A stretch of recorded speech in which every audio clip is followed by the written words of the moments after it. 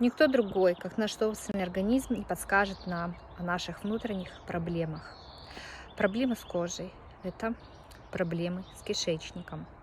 Храп, разрушение коллагена, нехватка витаминов В6, В12, В9, С, рамки в уголках рта, железо, В2, В6, язва желудка, нехватка фолиевой кислоты.